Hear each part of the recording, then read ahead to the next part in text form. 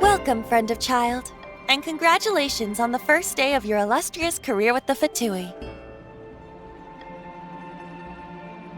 You sound remarkably sure of yourself. Remember, we are mere mortals. Our ideas are fluid like water. Only the Tsaritsa truly has a will as solid as the permafrost. But back to the matter at hand. Childe tells me that he has upheld his end of your agreement. What agreement? Oh, the thing about him helping us find a guy? Correct. Childe promised he would find someone to break the stalemate, and the Harbingers do not break their promises lightly. Ah, where is that guy anyway? Childe is currently at Liyue Pavilion. Oh, Paimon knows this one! Ahem. There are two styles of cooking in Liyue, known as Li style and Yue style.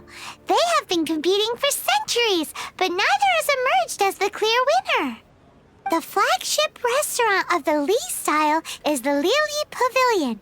The owner especially chose to open the restaurant at Feiyuan Slope so they could compete face to face with the Xingyue Kiosk, which is the flagship restaurant of the Yue style. Don't talk to Paimon like that!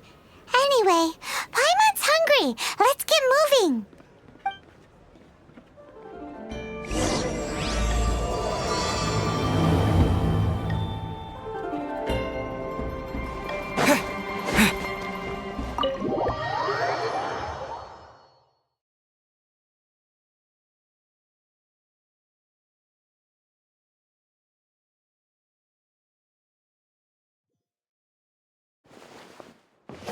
Windblade!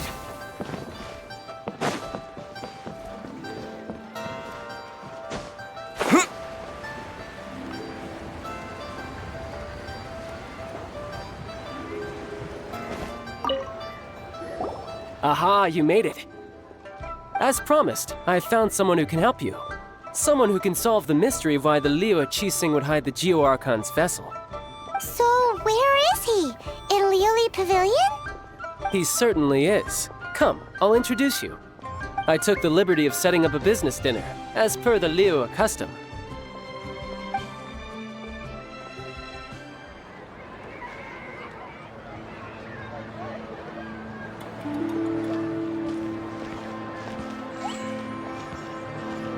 Welcome back, sir. You honor us with your patronage. Mr. Zhongli is awaiting your arrival in the room you booked.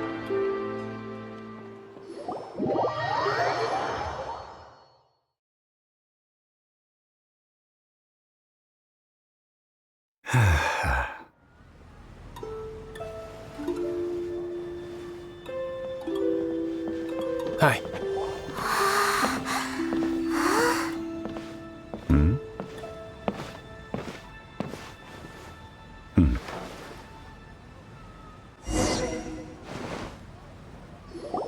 Allow me to introduce Mr. Zhongli, consultant to an organization known as Wangsheng, and a trusted associate of the Fatui. Indeed, Wangsheng's line of work can be sensitive at times. Let's just say they understand when discretion is needed. And we, the Fatui, have always been glad to do business with friends who walk in the shadows. walk in the shadows? It is an honor to meet you. I have heard tell of you from Mondstadt. Discretion? Shadows? Is Wangsheng some kind of business involving dealing with people? Indeed. It is as you have guessed. The Wangsheng Funeral Parlor organizes burials. We ensure that those who pass on do so in peace. Huh? Did you think he was some sort of hired killer? The Fatui calls many such people friends, but the Wangsheng Funeral Parlor does not dabble in such business. Well, ostensibly. Well, they are still... I shouldn't say too much. In any case, I brought you to meet Mr. Zhongli because... Because I can bring you to see Rex Lapis's vessel. What? Don't be so surprised. Sure, the Geo Archon's body has been squirreled away by order of the Tianquan Ningguang. But first, let's hear what Mr. Zhongli has to say, shall we? Rex Lapis may be the prime of adepti, but he is ultimately an adeptus. Many adepti have left us over the millennia. This is the inexorable trend. The times have changed. You must have felt it too when you were at Jueyun Karst. As you have seen, the time of the adepti is ending, and the time of mankind is slowly dawning. In years past, Liyue's tradition was that a huge memorial service be held to mark the passing of every adeptus. But this time, the Qixing have made no attempt whatsoever to respect this tradition. It is sacrilege. Yeah, the killer hasn't even been caught yet. Deicide or not, the concern of the Wangsheng Funeral Parlor is this. When the ritual to receive this god is so kingly, it is all the more egregious for his final send-off to go unattended to. Traveler, Childe has told me a lot about you. Since you have had dealings with the Animo Archon, could I ask you to help me prepare the Geo Archon's last rites? A wise decision.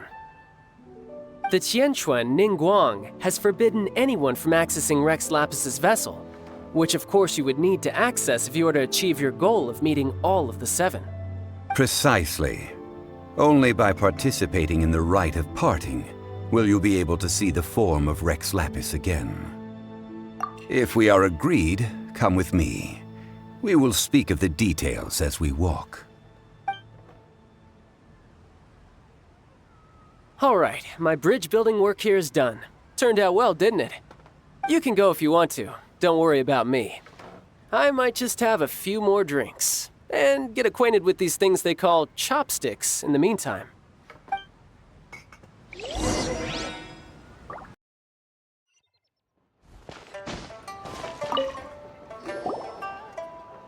After having experienced the land of the absentee Archon, traveler, how does it feel to know that our Archon and adepti are here all around you in Liyue? I see. So you're that sort of person. It's not a bad thing. But I suppose you have yet to experience the substance of Liyue's 3,700 years of divinity.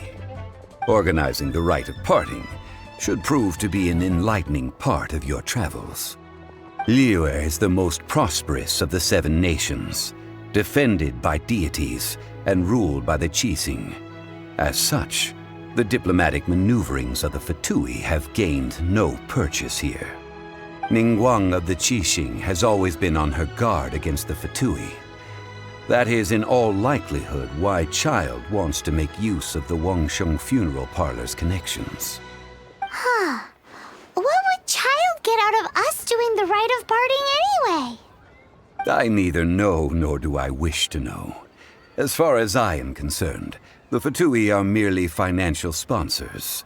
I only wish for Liyue's traditions to endure. These are the advance funds that Childe has provided. If you use them up, you can go to him to apply for any subsequent funding. Wow! Well then, let us be off. The first step in our preparations shall be to obtain some prize Noctilucous Jade worthy of a deity.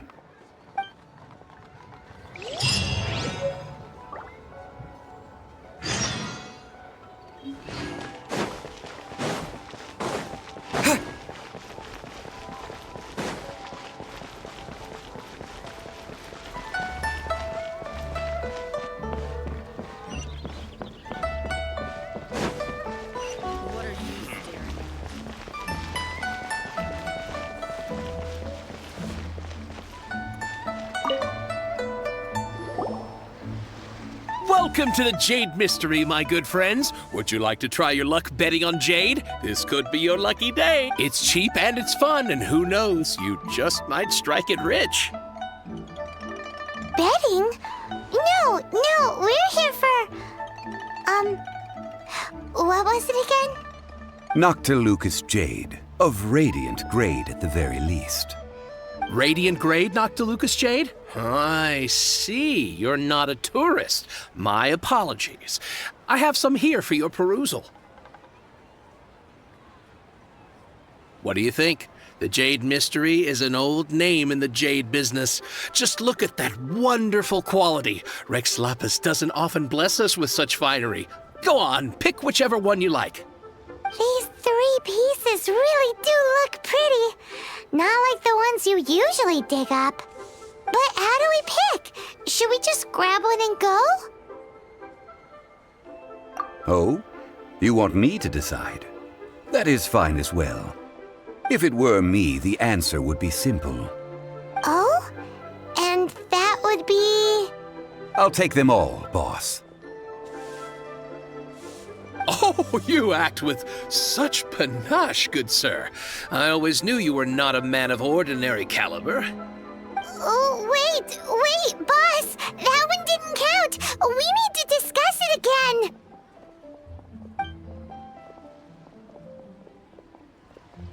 Hey! If we only need one for the ritual, aren't we wasting 3 times the Mora if we buy them all? Oh, Mora. It is as you say. I suppose I overlooked this particular aspect of the transaction. Huh? How do you not think about Mora when buying things? If one must always consider Mora before acting, then in all things one is bound by Mora. What? All Mora is currency, but not all currency is Mora. What? Is this how the rich live? Well, he knows a lot about big money, but not a lot about big savings. No need to waver. Even when I am constrained by Mora, I have ways of working around my limitations. Evaluating the quality of Noctilucous Jade is indeed very tricky. As crude ore, there is little difference in texture, lustrousness, and internal pattern between good and bad jade. Only after the item made using Noctilucous Jade has taken shape will you be able to see whether it is up to par or not. If you return to those crafty merchants to quibble, they will counter by saying that your crafting bench is to blame, or that your heat control was poor. Whoa! To think it's that easy to get cheated. But there is a way to truly evaluate this jade, and a true insider would know it. A fool sees the pointer and misses the moon. What does that mean? If you point at the moon with your finger, a wise man knows that you are pointing at the moon, while a fool will only see the finger.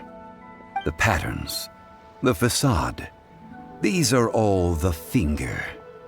Noctilucous Jade is a mystical stone used to light up the darkness, and so its brightness is the important thing. It is the moon. Noctilucous Jade of excellent quality would have superior pyro affinity. In other words, the bluer and brighter the luster of the ore under high temperature, the higher its quality. I have imparted the priceless secrets of the jade trade to you. Now, all that's left is to put it into practice. Priceless, huh? Paimon's just sad that we might never be able to use it again. We're back to buy some rocks, boss. But can you let us burn them first? Burn them?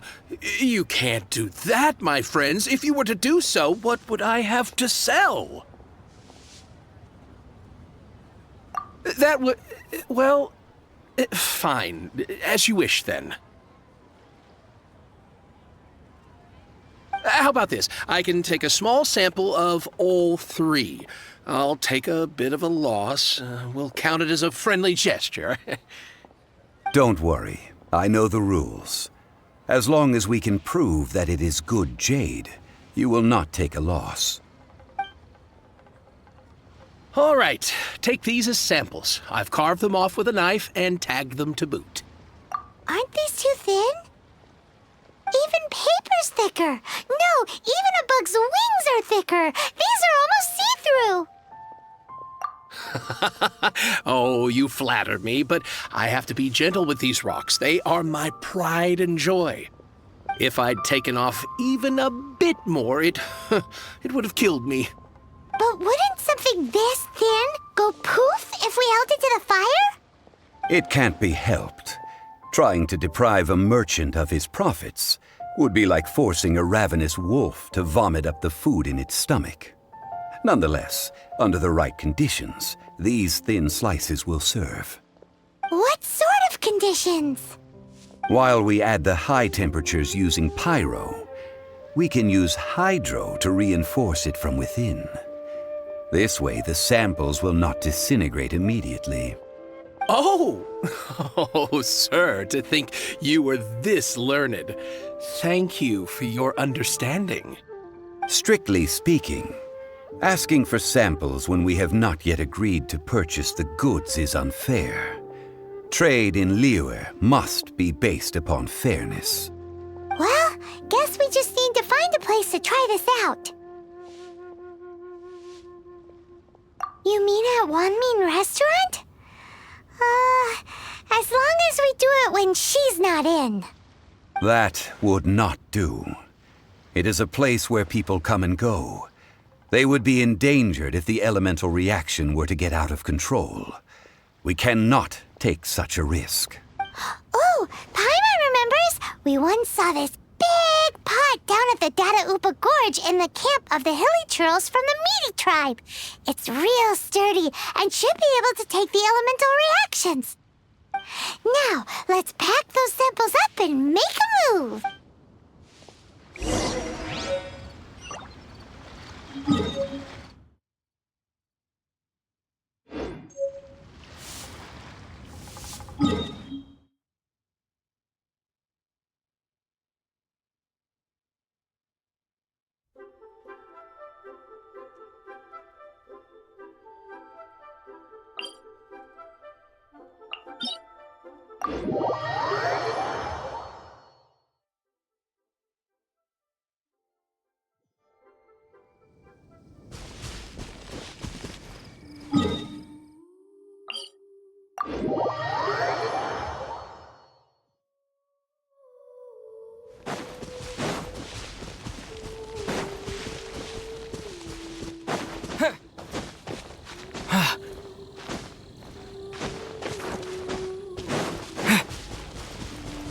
It has been a long time since I last set foot in the Nation of Wind. A friend of mine from Mondstadt would always bring a few bottles of locally brewed dandelion wine whenever he came to visit me in Liyue. It must be said that the famed liquor of the land of pastorals is far better than Sumeru's frigid snake wine.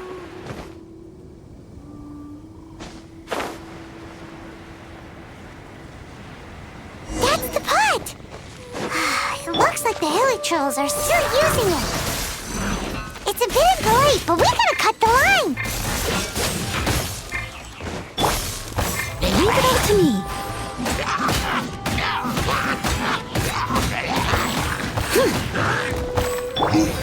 Go, Baron!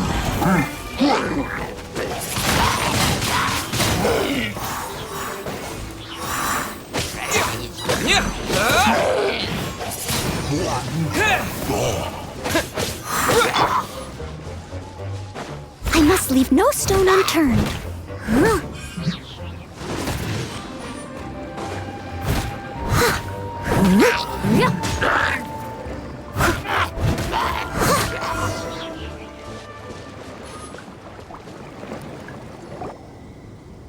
There's still soup in here. These hilichurls sure have big appetites.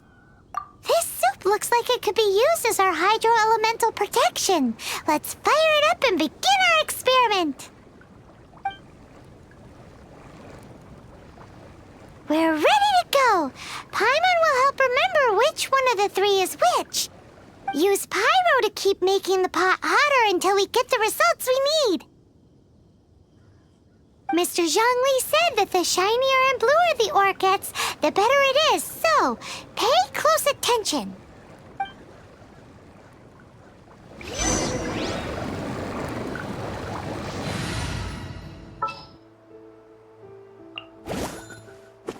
Just sharpen my spear.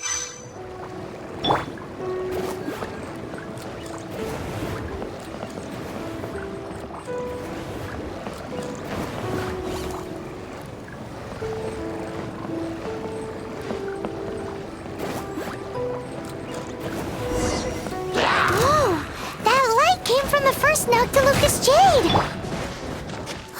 Hilichurls are surrounding us again. Were they attracted by the light? Such nosy neighbors. Let's take care of them and continue again after. Get them!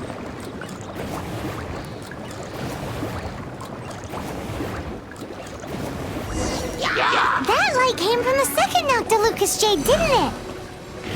More hilichurls? They don't give up, do they? Looks like they're mad that we ruined their food. It really hurt!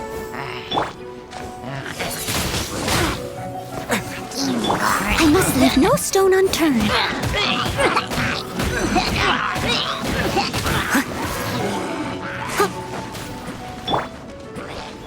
Boba, get them!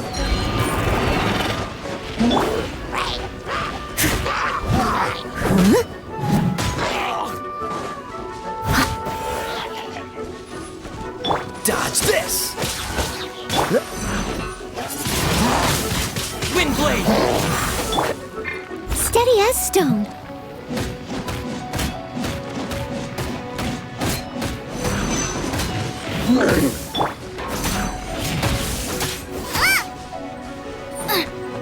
Race you!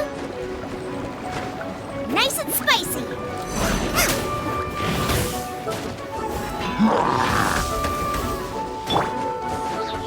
I must leave no stone unturned.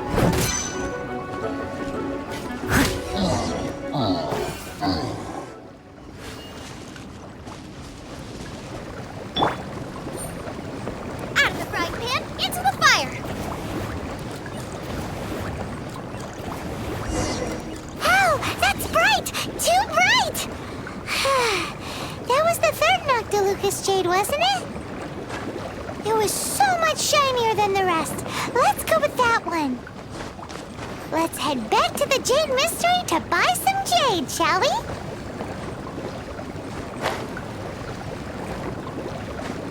Nice and spicy!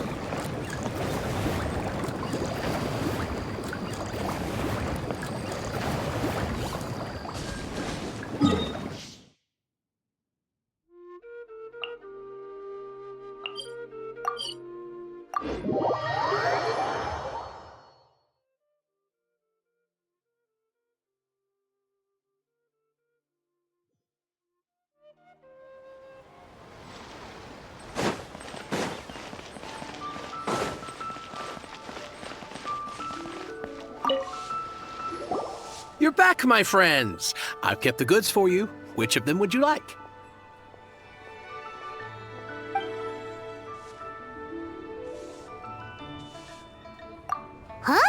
No, it wasn't that one. Paimon remembers that it wasn't very bright. Think a bit harder. Huh? No, it wasn't that one. Think a bit hard. Exactly. That's the one Paimon remembers too. No problem. If you have your eye on this one, you can have it. Then we'll take a box of the third type of jade. Done. All the same, and pardon me for asking, but I'm curious. Whatever do you need this much top-quality Noctilucous Jade for? I suppose it would not hurt to tell you. We need them to make implements for the rite of parting. Parting? Oh, dear. I'd heard the rumors, but had given much thought to them. This means that Rex Lapis really is... Oh, it's hard to believe. Even though the Jade Mystery has been in decline, we have always been under his protection. It is said that when our Lord lost his way while going incognito in the city 200 years ago, it was a spoon from the Jade Mystery that he had used to sample the local delights. Alas, alas, all things must pass. Well, if this is to be used to say farewell to Rex Lapis, then I shall sell this to you at half the price. Are you sure? You didn't want to even give us an inch before. If not for our Lord's protection, this city wouldn't exist as it does now. No proprietor could earn money off such a thing. I'm sure Rex Lapis will feel your sentiment, boss. In the safe hands of the Liyue Qixing and good honest merchants such as yourself, I for one believe that Liyue will continue to prosper as it always has done. All right. Thank you, my friends. What's with me getting all sentimental like this? I'll practically be giving away all my fortune at this rate. Now that we've made our choice, let's take this Noctilucous Jade back. Hey, wait a minute. He said it was half price, not that we could leave without paying. Oh, right. I'm sorry. I must have forgotten to do that too. Let me see. As I thought, I didn't bring any. Any what? Mora, my apologies. Another oversight on my part. Oh, that won't do. This isn't some small sum. Oh, wait! Didn't Childe give us some advanced funds earlier? That's a relief. Have a look, boss. Is it enough? It's fine. Just enough for half price. Though to be honest, it'd be all right even if the sum wasn't quite enough. Well, it's settled then. Let's take this jade to Yujing Terrace. That's where we plan to hold the rite. Look at you bossing everyone around. You didn't cough up a single mora.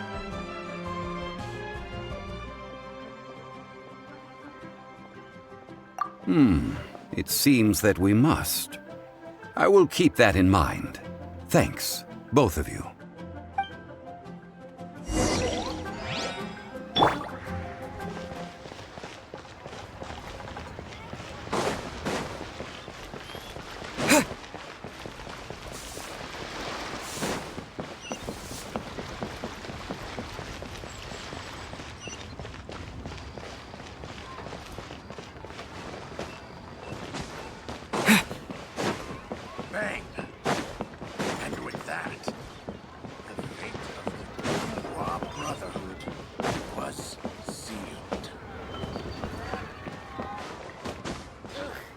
Yue cuisine is disgusting.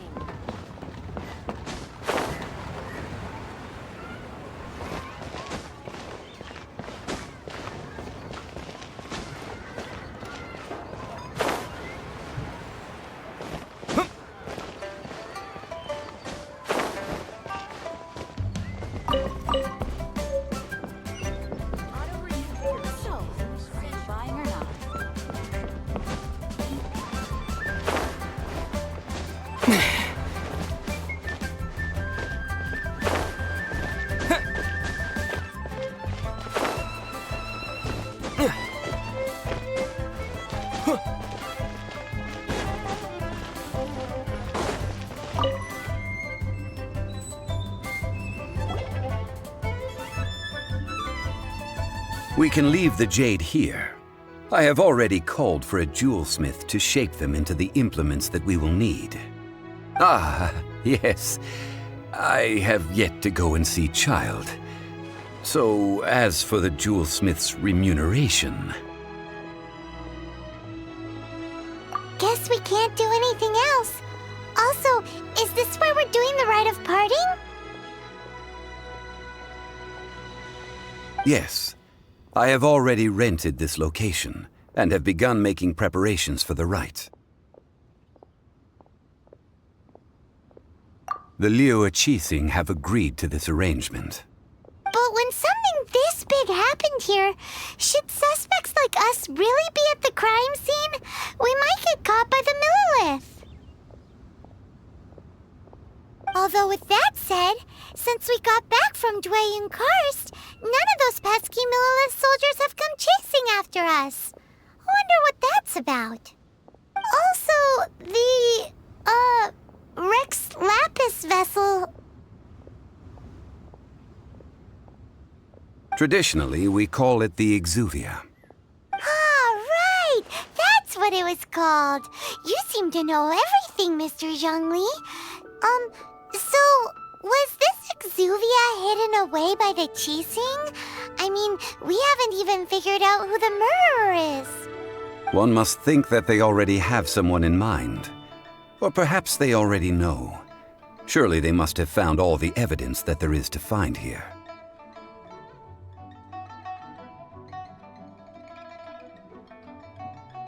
These things are for the authorities in Yujing Terrace to consider. Trying to help would probably only add to their troubles. Before the rite is conducted, the Exuvia will be kept temporarily in the Golden House.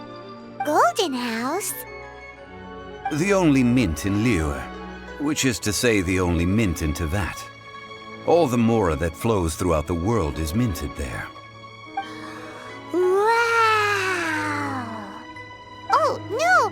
Paimon wasn't thinking about anything bad. Paimon thinks it suits Morax. But why do you know this, Mr. Zhongli? Since the rite of parting has the approval of the Qixing, it is a semi-official event. As such, there is already some limited information available.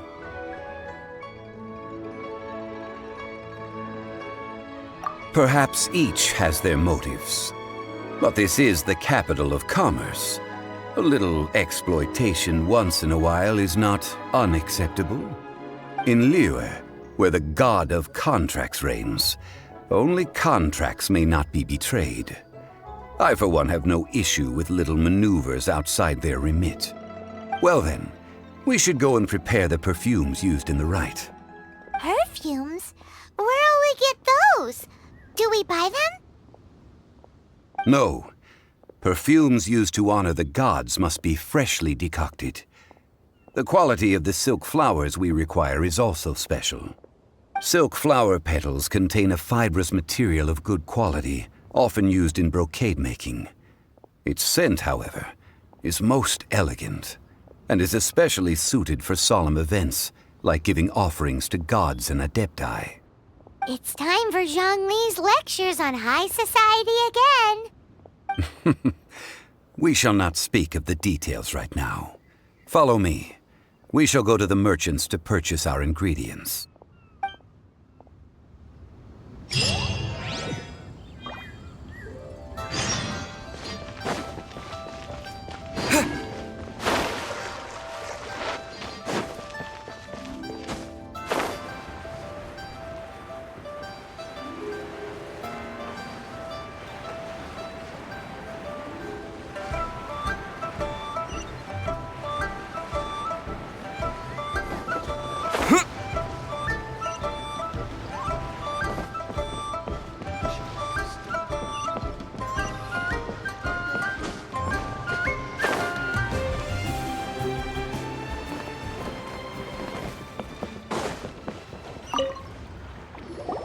Hey, boss, do you sell silk flowers here? Silk flowers? We certainly do. Which kind would you like? Which kind? The good kind? The best kind? kinds there are again? Ugh, you ignorant shoppers. Always coming in here with your stupid questions. Golden House Maiden, Valley Weaver, and Fate's Yearning. One of each to start with, if you don't mind. My goodness, this gentleman is quite the connoisseur. You two must be his servants. Please refrain from any further attempts to contribute.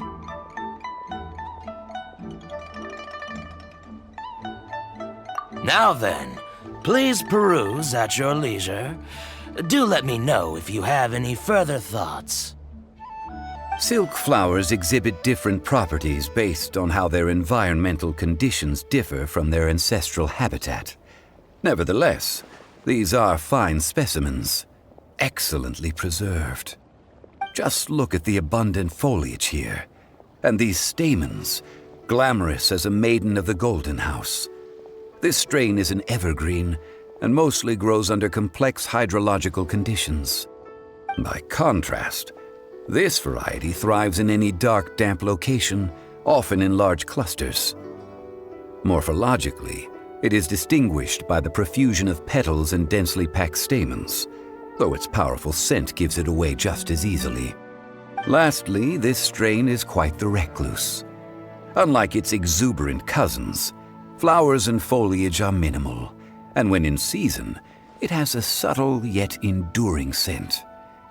It was first discovered by the ancients when they scaled the mountains in search of the adepti.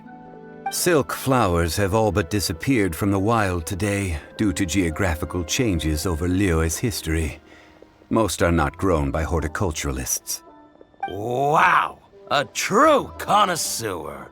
Most of that was news even to me. I possess but a smattering of trivial knowledge. My traveler friend is the one to watch. They are on track to set foot in every corner of the world. Oh, Mr. Zhongli, you're way too humble. So, which silk flower did you want anyway? I'll take them all, boss. Again? How can I put this? When purchasing opera tickets, it is natural to decide based on which singer has the most melodious voice. The same logic applies when purchasing a pet bird. But this silk flower purchase is not an analogous case. The same logic does not apply. Perhaps you don't know. Tradition states that we should decoct perfume from different subspecies of silk flower when making an offering to a statue of the Seven. Rex Lapis will then make his own choice between the scents. Like several other tedious and complicated traditions, this one has become simplified over time. But this is the only rite of parting to take place for one of the Seven in 3,700 years. As such, I do think we should honor tradition down to the last detail in this case. Now that's settled, a question. Do you have any mora on you? You forgot to bring money again? Zhongli. If I may interject, did I hear you say that these flowers are to be an offering to the Lord of Geo himself? Yes, in a sense. Gosh, well, why didn't you say so? I heard the awful news about what happened at this year's Rite of Dissension. It would be bad luck to say it out loud, but I've been worried about our dear Lord ever since. I'm worried that everything I've heard is true. Since these flowers will be used to glorify our Lord, they're free of charge. Just don't forget to pass on my regards. Are you serious? Why wouldn't I be? I would be nobody if not for Rex Lapis. If he hadn't written those poems in praise of my wares, they'd only be worth a fraction of what I can sell them for today. Huh.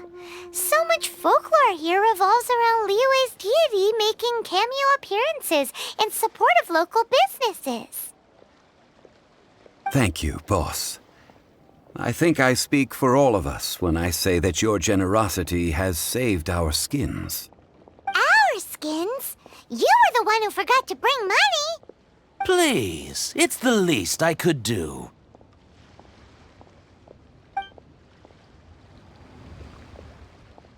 So, now that we've got the flowers, how do we make the perfume? Ideally with the help of an expert. Unfortunately, none of my acquaintances have personal experience in the art of decoction. Talk about first world problems. Hence, I need you to help by asking around in the city. Try the common folk, especially women. So this time we get to go around town looking for nice-smelling ladies to talk to? Paimon likes this job. I will wait for you near the statue of the Seven. Meet me there when the perfume is ready. Maybe we can find some good candidates at the Adventurers Guild. Let's ask Lan. She's master of the Liyue Bridge.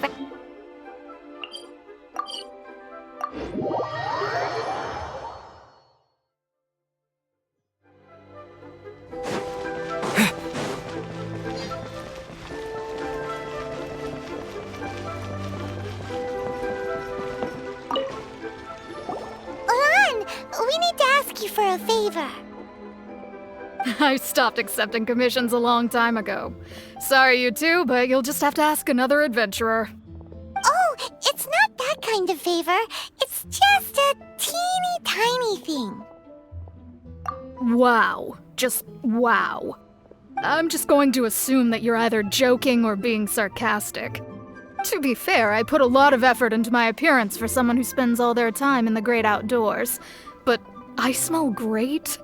Don't be ridiculous. Well, Paimon thinks you smell amazing. So come on, Lan. What's your secret if not perfume? Now that you mention it, yes, there is something. What is that scent? Oh, it must be from the Qixing flowers I picked on the way back. I forgot I still had them with me. Aha! The truth is out. Lan's got a soft spot for wildflowers. No, they were for medicinal use only. Anyway, this is a pointless conversation. If you want to know about perfume, try talking to Qiming. The fortune teller, right? Paimon remembers she smells pretty good. Thanks, Lan. See you around.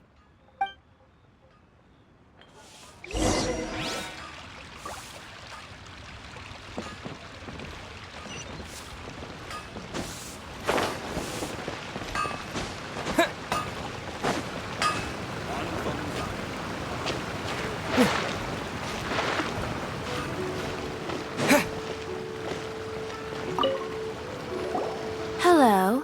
How may I help? We've come to ask you a question.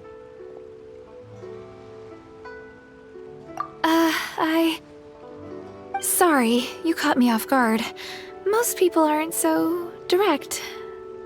I think we need more time to get to know each other. We just wanted to know what perfume you normally use. Oh, well, I don't actually use any. That said, some of the cosmetics I use are scented. Perhaps that's the cause of this confusion. Since I usually set up my stall by the docks, I avoid perfume like the plague, because Celestia forbid those lusty sailors catch a whiff and come hunting for the source. That's the worst thing Paimon's heard all day. While we're on the subject, have you never heard anyone mention Ying'er's homemade perfume? Ying'er? Oh, as in scent of spring, Ying'er? Yes, that's her. Many a rich family's daughter has gotten her to make perfume for them. Apparently, her homemade product is better than anything you'll find on the market. Great! This is just the intel we need. Finally, we're getting somewhere.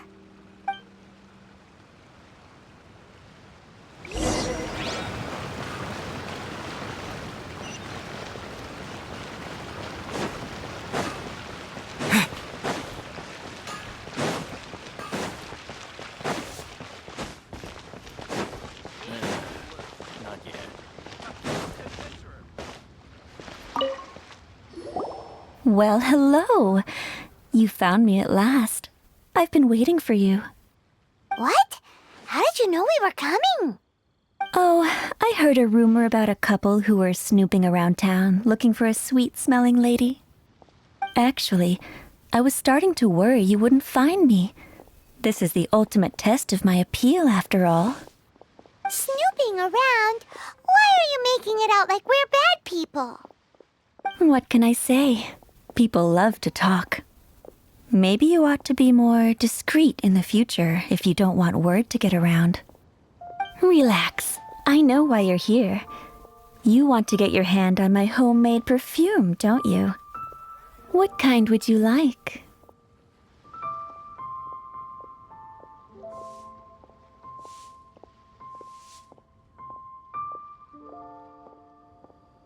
Three in one go. My goodness. You have extreme tastes for someone your age. Maybe the rumors I heard were true after all. You're on the prowl and need some sweet-smelling ammunition. Is that it? Is that the best you could come up with? Even if you were genuinely offering perfume to a deity, that doesn't explain why you'd need 3 kinds. Sorry, your story just doesn't hold water. Zhongli was right. People don't remember this tradition anymore. As one of my favorite poems goes, "O cherry tree, begrudge not thy blossoms as they are deflowered in the spring, for come winter, even thy sturdiest wood shall wither." That went over Paimon's head a little. In short, I'm happy to help. Traveler, you can be my assistant, but you'd better make sure I'm the only person on your mind while you're hanging around with me. So, where is a good place for making sweet, sweet perfume? Where is that? Mondstadt? We're only making some perfume. There's no need to go to such ridiculous lengths. Somewhere closer to home will do. Let's go for the kitchen at the Wanmin restaurant.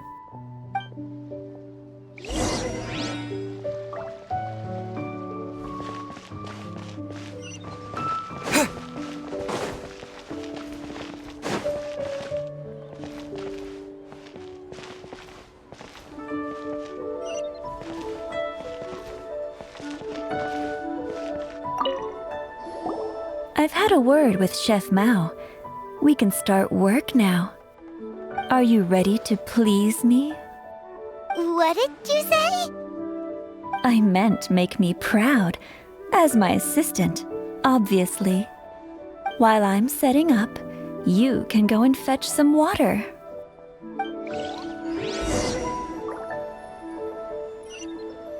Try something new at the Wanmin restaurant. Leo's really got These people must have iron stomachs.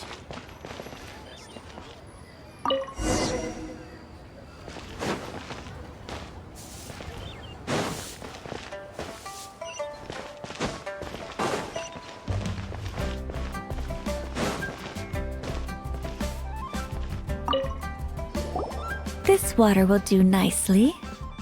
Now, I need you to extract the silk flower essence using a crafting bench. Perfume making uses an altogether different technique from alchemy. Here, let me teach you. Very carefully, take hold of the mortar and pestle. Gently does it. You need to keep your wrist firm so your hand doesn't slip. Now, use your strong hand to stir it with a persistent rhythm. Keep going until the juices start to come out. Ooh, you're a natural, like a fish to water. Now, take these and try it out on your own using a nearby crafting bench. Don't forget to do all 3. They look visually identical during the essence extraction process, but I will put them into separate containers when the perfume is ready. Try something new at the Wanmin restaurant.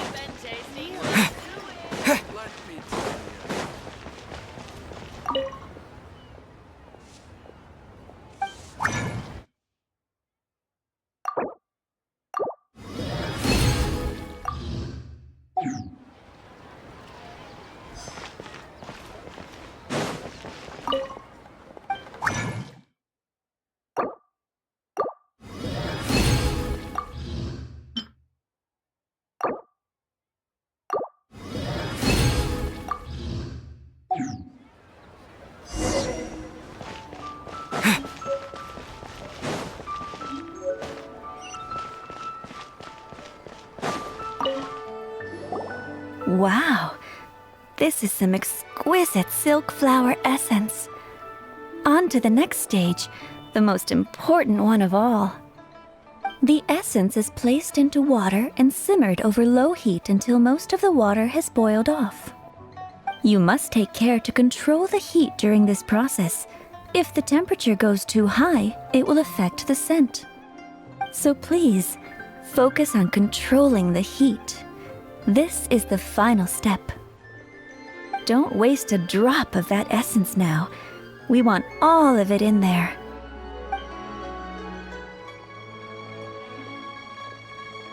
All 3 perfumes are ready, and you, my friend, were a wonderful assistant. A testament to the lengths you will go to for romance. It's so rare to see nowadays. Wow, you actually remembered my throwaway comment. You know, you're cuter than people give you credit for. If I didn't have my guard up, I can see how easily one could be taken in. Anyway, shall I give you a brief overview of each scent? It might just help you match the right scent to the right occasion. Paimon wants to hear this. The first one is sweet as candy, straight out of a fairy tale. Younger women will love it. The second one is for those with more refined tastes. The first choice for daughters of high society.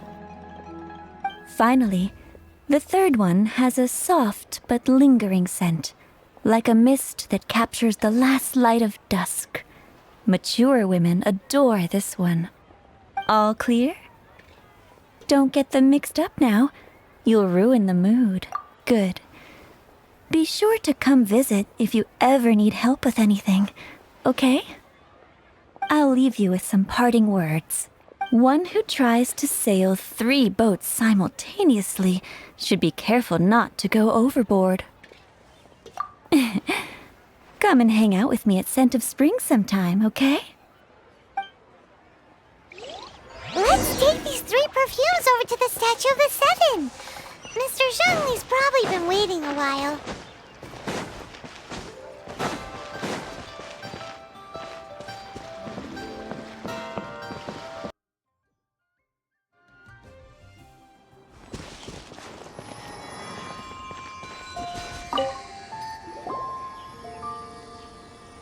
We've brought the perfumes, Mr. Zhongli. Did we take too long? You were just staring up at the statue.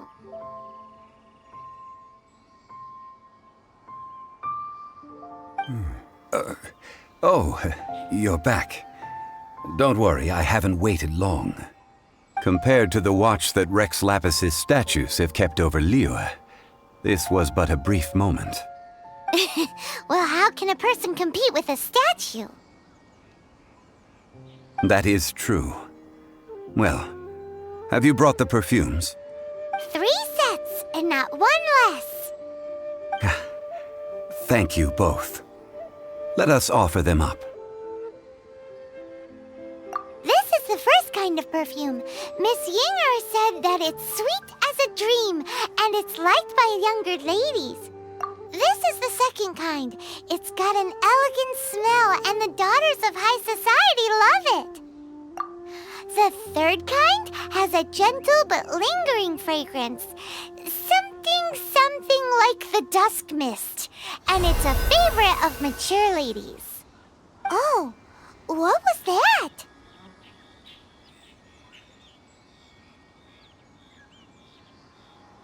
That's the one older ladies like, right? Does that mean that Rex Lapis is actually an older lady? Perhaps. Rex Lapis has taken on countless forms. Perhaps that really was one of them. What a shame. We only got to see the giant dragon form, and... Let's hope the Qixing can catch the real killer. We can leave that to the authorities. Let us focus on the fond farewell for Rex Lapis. So, we finished another step in our preparations. What's next? Next, I would like the two of you to help me borrow the cleansing bell. Cleansing bell? At present, a friend of mine named Madame Ping is the guardian of the cleansing bell. She lives near Yujing Terrace. If you ask her, she will know what to do. Sure, but aren't you going to come with us? Ah, I have certain reasons why I cannot be there in person. Please, do this for me. Man, why's he gotta be so secretive this time?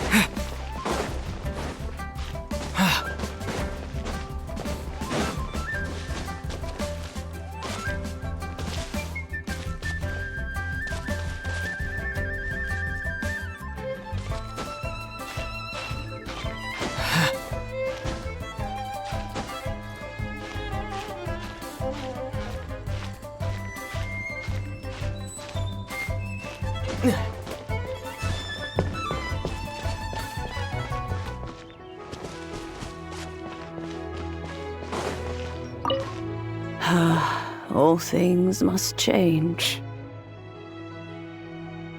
It's nothing. It's nothing. I just thought it a great shame that so many of these glazed lilies have wilted. What happened to them? Back in my day, people said that glazed lilies can read human hearts. If they heard beautiful sounds like laughter and singing, they would also bloom joyfully. But if they heard too much wild gossip or slander, they would quickly wither away. So that means these flowers feel what's happening in Liyue? Yes, the rumors of Rex Lapis's death are no small matter. They are everywhere. Some say it was a Fatui plot. Others say that the Qixing made it all up. And still others think that which lies in the deep is breaking free. This harbor is like a mountain of dry tinder. One spark, and the fire will consume us all. Well, I shall say no more. This old woman's grown too old and naggy. Did you have... Ah, that old trinket. I remember it being here with me, but I've grown old. I can't quite recall where it is exactly. An old friend of mine used to wear it on his person. Back when I was young, he saw me gazing at it often and gave it to me. But he told me then that if someone should come to borrow that bell, I should not be loath to part with it. It has been many years, and who knows how many times someone has come to borrow this bell. Still, though, I can't recall when it started. It's been a long time since anyone has come to borrow it. Oh, these old bones are so slow to look for things. I doubt you can wait that long.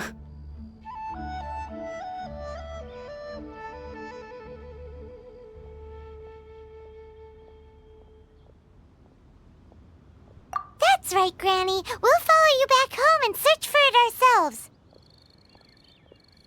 And, we can help with chores if you have any too. All right, children. There is no need to worry. I didn't place the bell very far away.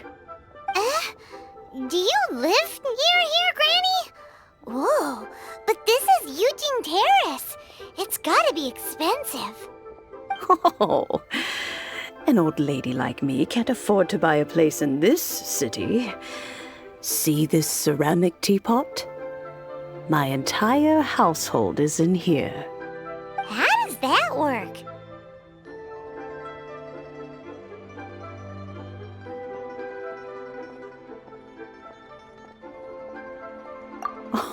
Oh, youngsters. I simply mean that the bell is somewhere inside this teapot, and you are quite welcome to borrow it. If you can find it.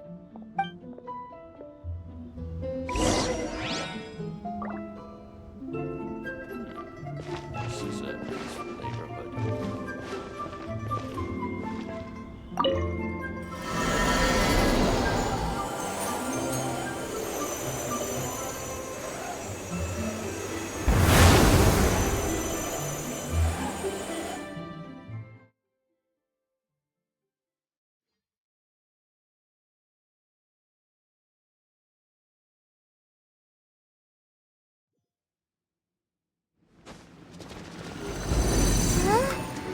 Where are we?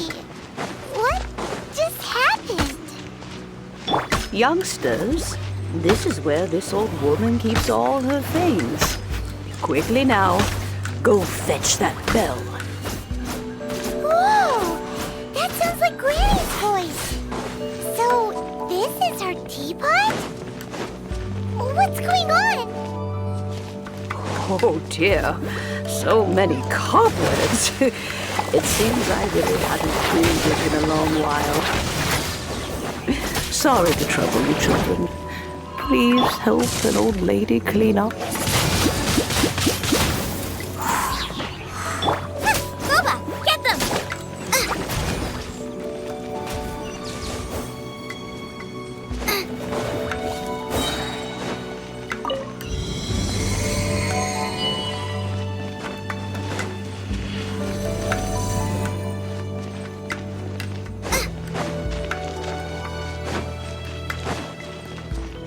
You notice? The cobwebs were made of elemental energy. How long has it been since Granny last swept this place?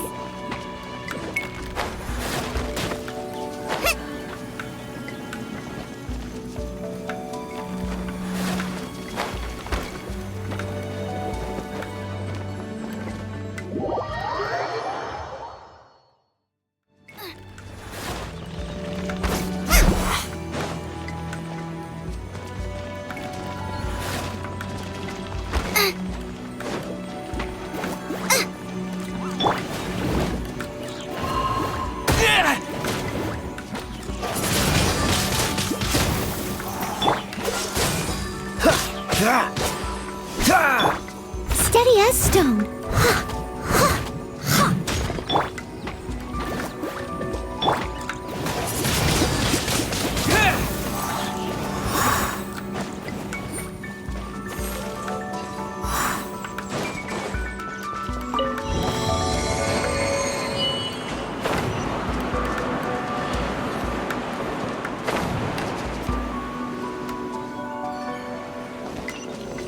You know, with such a special teapot and the cleansing bell, do you think this old granny could also be an adeptus? Paimon's more and more convinced that she's an adeptus. But don't they all live in Childe Karst? Why would she stay in the city?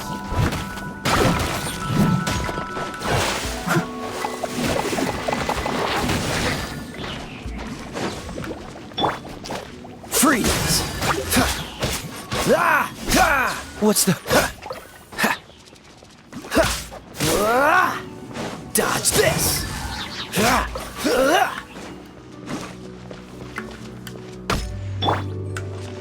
of the frying pan, into the fire!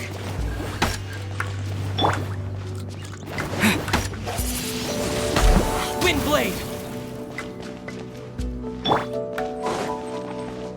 Nice and spicy!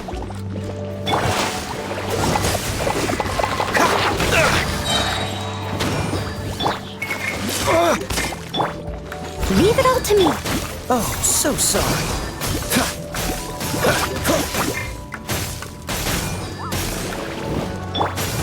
the wind!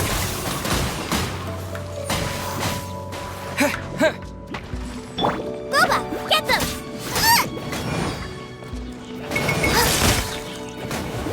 Freeze!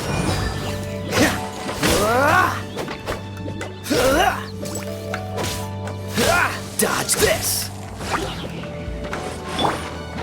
I must leave no stone unturned.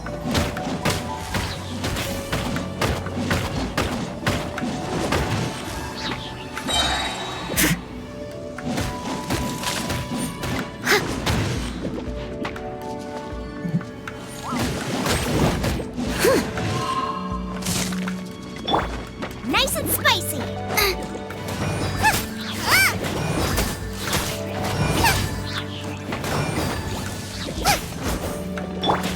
Cool it!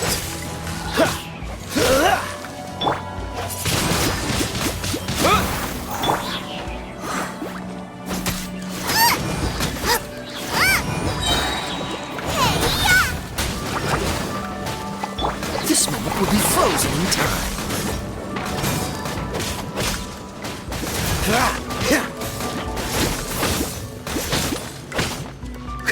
Freeze! Leave it all to me.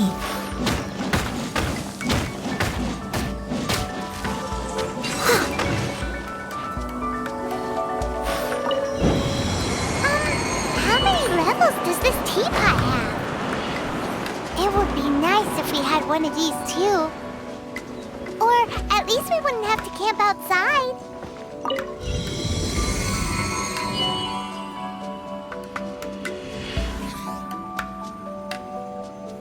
I'll catch up.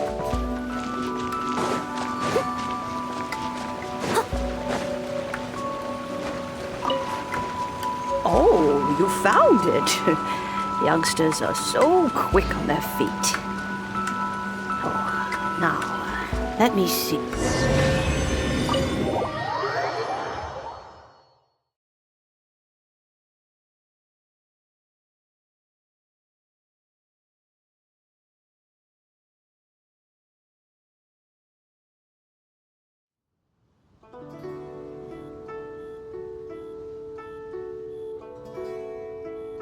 Oh, in and out in no time.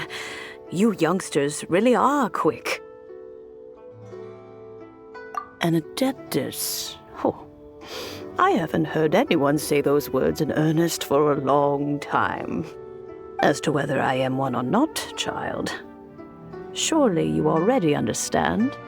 Paimon kinda knows what you mean, but is also kinda confused.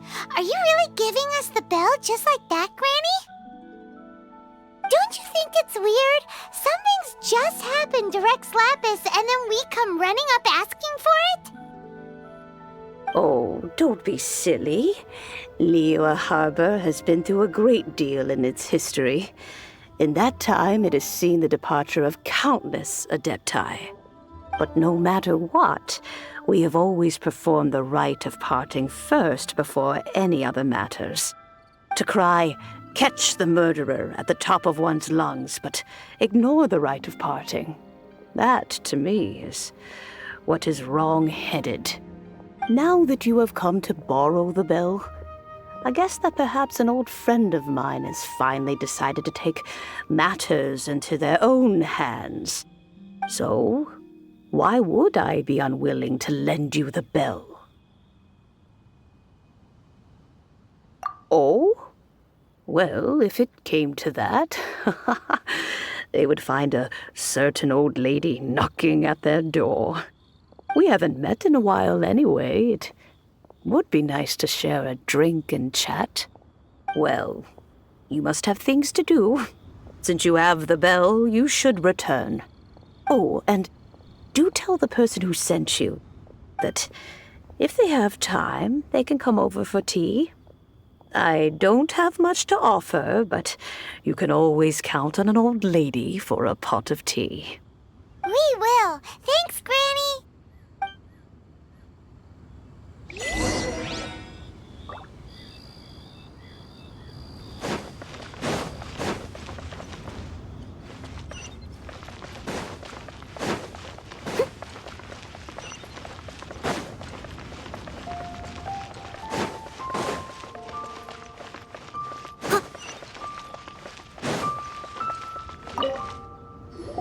Indeed, this is the cleansing bell. It's in good condition. Let's place the perfume we've prepared inside.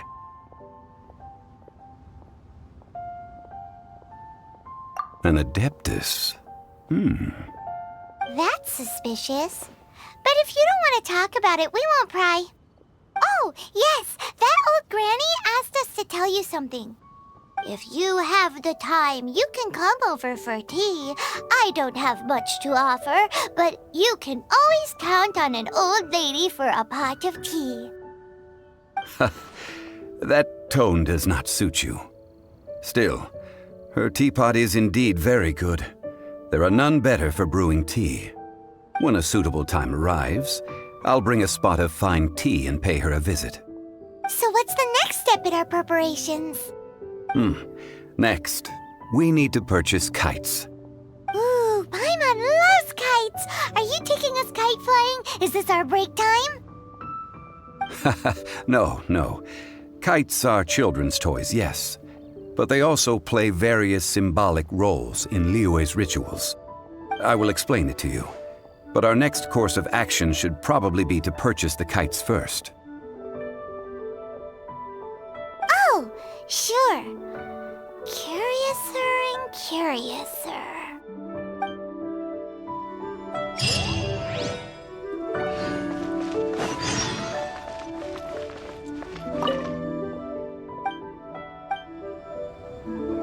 Someone needs assistance.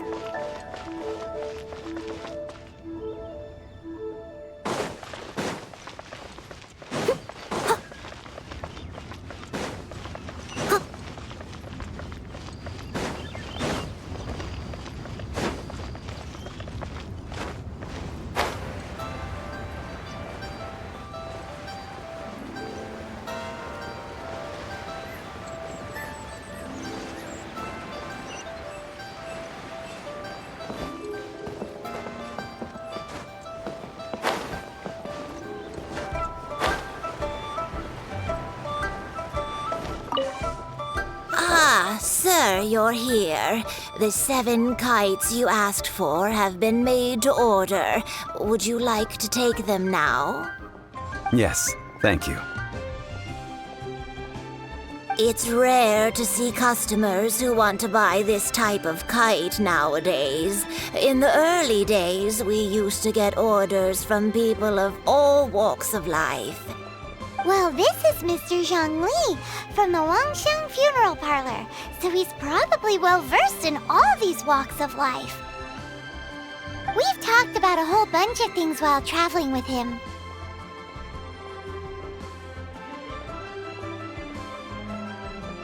He seems to know Liyue's favorite topics, money and government, really well, but he likes talking about less useful topics instead. Well, that's because I prefer to share fun things with you. Children's toys are very fun things, that's for sure. I enjoy watching the children at play as much as anyone else, but there is more to it than that. Finely crafted toys are well loved by children, but this craft itself has been honed over thousands of years, and there is meaning behind that. I have made kites in Liyue for 40 years, and I am intimately familiar with the forms passed down from my ancestors. The meaning of these 7 kites is far from banal. Indeed. These are decorations used in the rite of parting. The 7 kites represent the 7. I took the liberty of coloring outside the lines when doing the insignia of the Animo Archon. As for the kite that honors the Geo Archon, one must follow the contract given right down. Ah, Paimon's heard that name before. Huh? The design of this kite displays a firm grasp on the cyclicality and eternity so dear to the Electro Archon. These markings of tree and leaf pay due honor to wisdom and the passage of time. All this on a single kite. Truly astonishing. Justice flows across the surface of the waters. War rages like a flame. As does that which the Geo Archon once... Yes. These details are masterfully done. The compliments of a learned man truly are pleasant. Well then, Granny Shan, I shall take these back with me. As for the payment...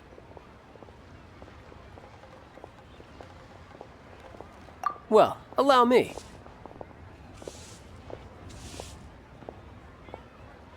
Hey, it's Childe!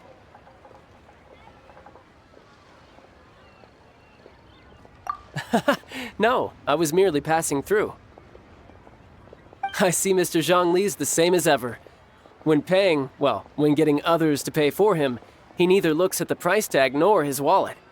He knows a great deal about money, and about the trials of the common man. He just doesn't consider poverty to be something that could ever happen to him. Or perhaps you could say that he cannot imagine himself lacking money. How has he not died of hunger yet? Child, you are as fond of jokes as ever. Well then, since we've purchased our kites without incident, there's no need to take a break before moving to the next step in our preparations. The rite of parting requires helping hands as well as materials. We should be able to find some people near the harbor. Oh, by the way, take this bag of money. It probably won't... Seems I missed out on some interesting information. I suppose I'll just have to find a more opportune moment next time.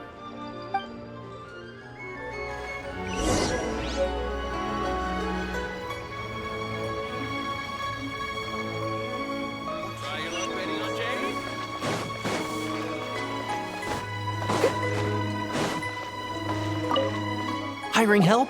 Sure. But let me just say first that I'm a reserve member of the Adventurers Guild. I take adventuring commissions, but I don't do anything clerical. Adventure? Venturing into the mountains to capture a few crystal flies seems adventurous enough.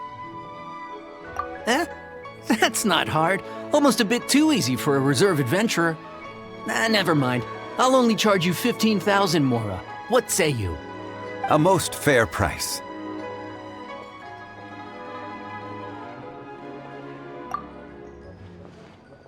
A pleasure doing business with you.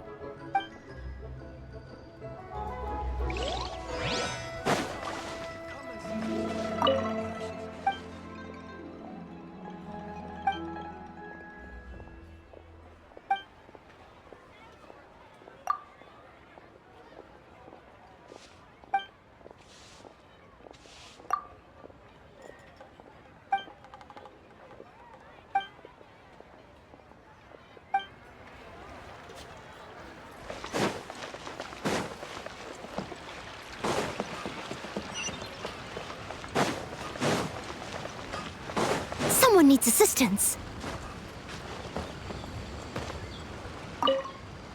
Oh, help? Sure. I, Tick, always put in 100% effort into everything I do. Of course, there'll be a premium if you want me to give 110%. So what's the job? Let me see. We are still missing some wooden implements over at Yujing Terrace. They aren't uncommon objects, so I didn't make any special preparations for them. No problem. That'll be 20,000 mora for a single trip. How does that sound? Done.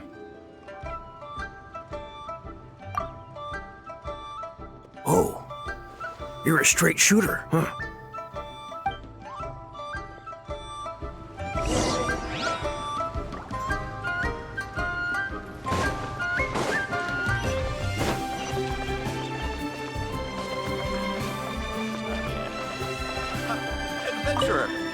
A full day of odd jobs at Yujing Terrace.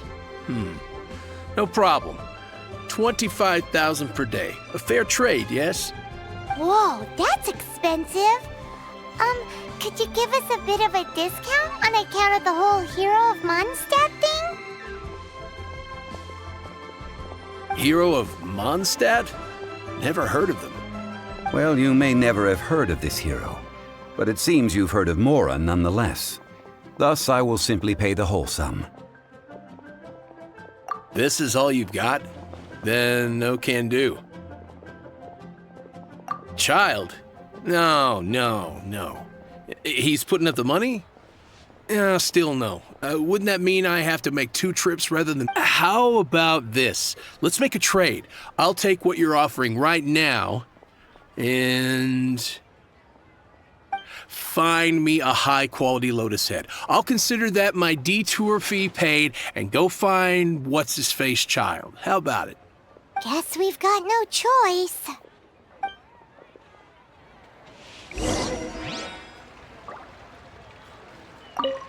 Have you brought the goods? Oh, that looks good.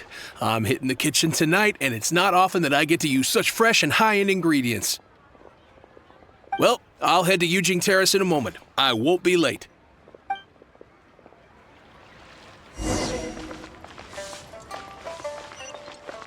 I'll catch up.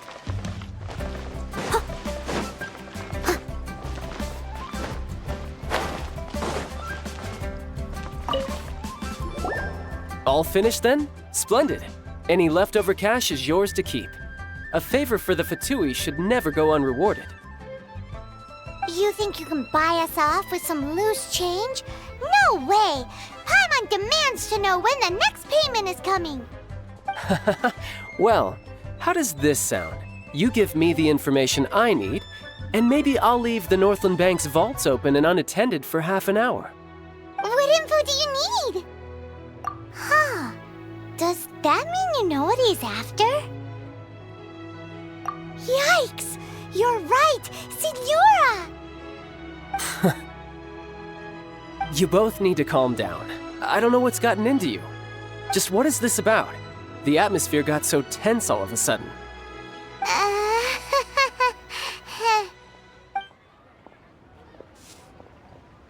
Next, we need some everlasting incense. For this, we need to go to Boo Boo Pharmacy, the finest pharmacy in all of... Is everything okay? Everything is fine. I was just informing them that they need not return the surplus Mora. Now, if you'll excuse me, I must be going. Paimon definitely felt like Childe wasn't happy with us just now.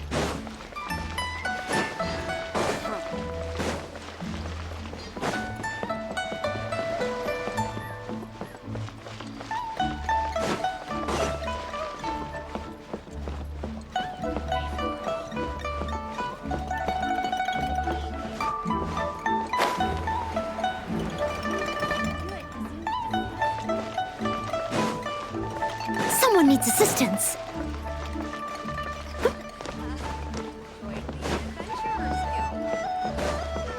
Bang! That. Finally, a seat with a view. Our brotherhood was sealed.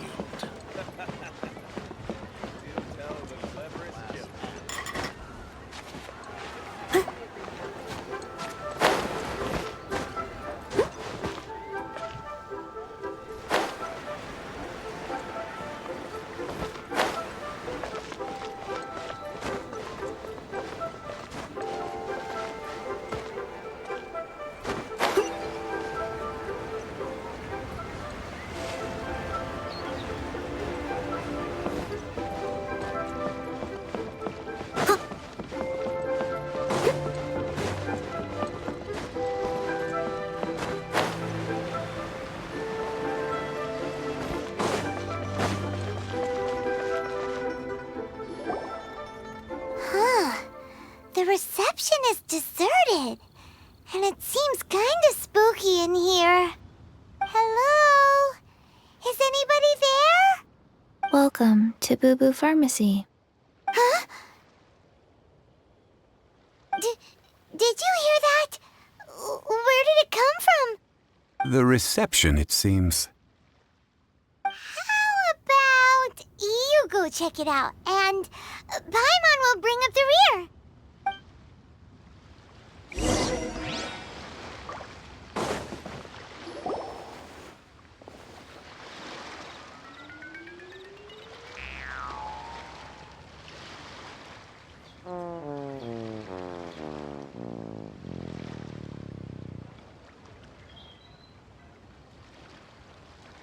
Oh, there you are. But you can't even reach the counter. Joke's on you. Paimon floats, so height is no restriction. Anyway, there's something weird about this one over here. What's the talisman doing on her forehead? It can't be. She's a zombie. Welcome to Boo Boo Pharmacy. I am Qiqi. Once upon a time, Qiqi died. Then, Qiqi was saved by the adepti. Now, Qiqi is a zombie.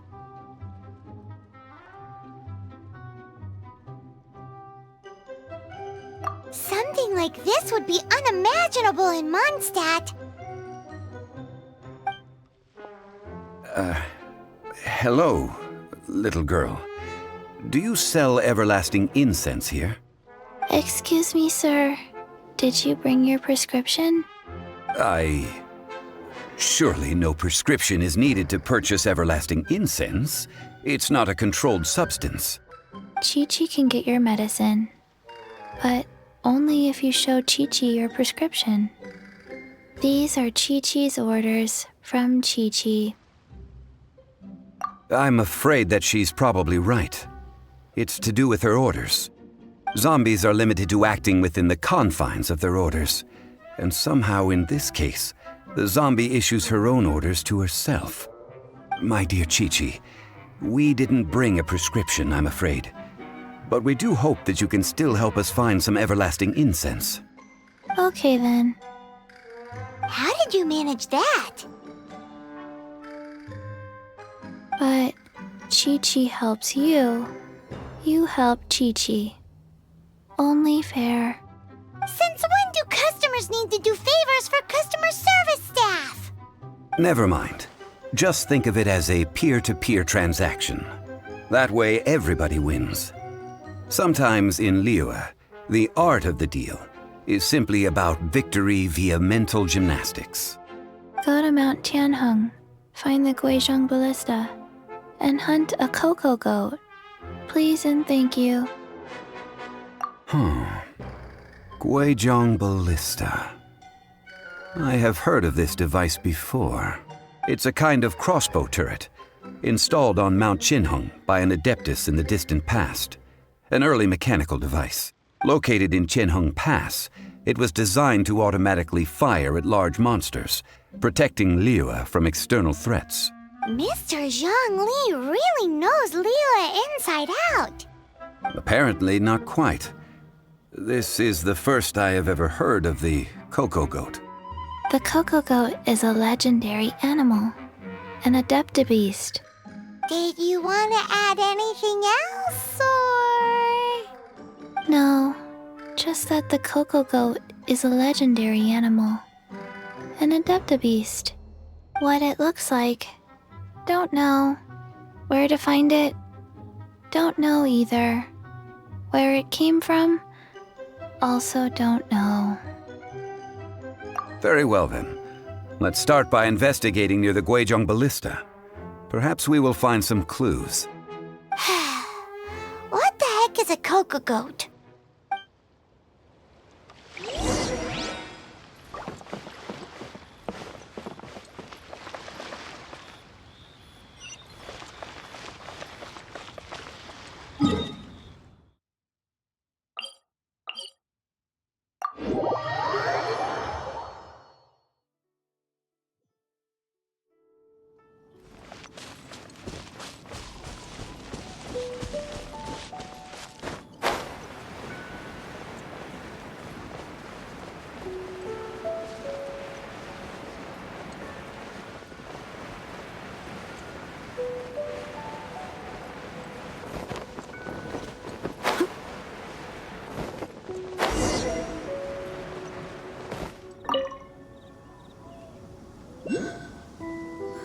It's huge! Paimon can totally believe it took an adeptus to build this. But how do you operate this thing? Just think how much strength you would need. It is currently inoperable in any case. This device is broken. Aw, what? It broke? After millennia of wear and tear, even adepti contraptions are difficult to maintain. So what are we gonna do? Quick, Mr. Zhongli, use your unlimited high society knowledge powers! You almost make it sound like I'm some sort of bourgeois parasite whose only utility lies in providing quaint pieces of trivia on demand.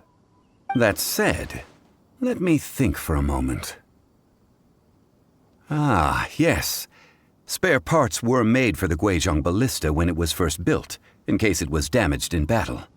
As I recall, there is a military supply post from that period somewhere inside the pass. If we can retrieve the spare parts from where they are stored, we may be able to repair the Guizhong ballista. One just needs to understand the basic working principles of the device. So, what you're saying is that you actually understand the working principles? I have a smattering of knowledge on the topic. With the parts in hand, I could at least tinker with it.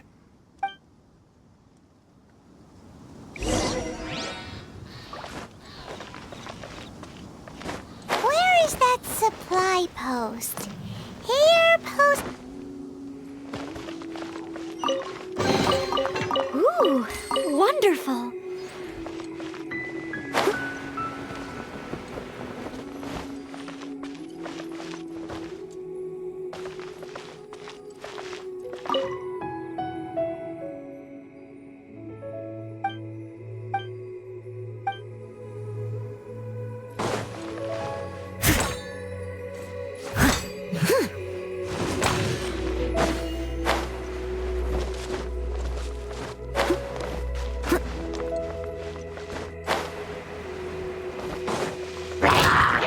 Steady as stone.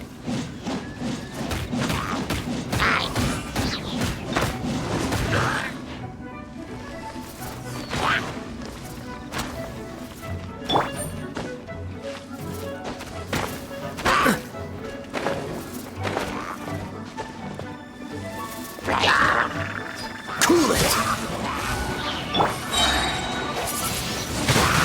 Windblade!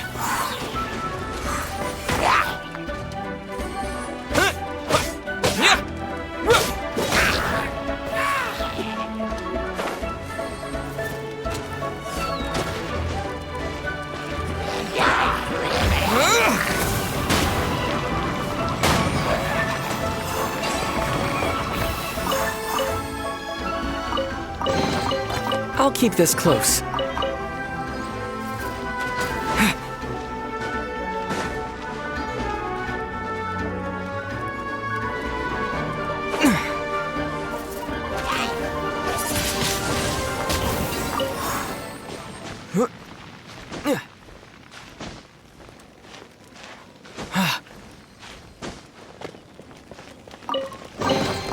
A reward on the road.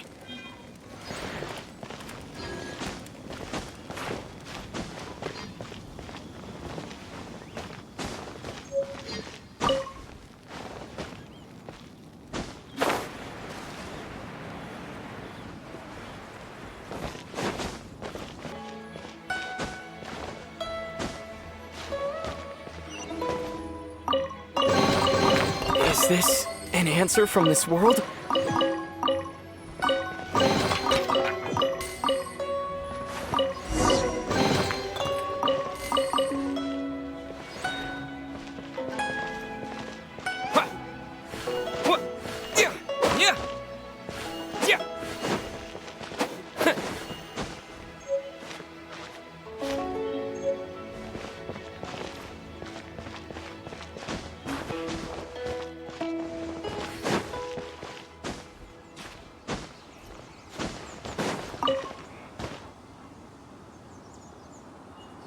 Ah, these parts look useful. One moment.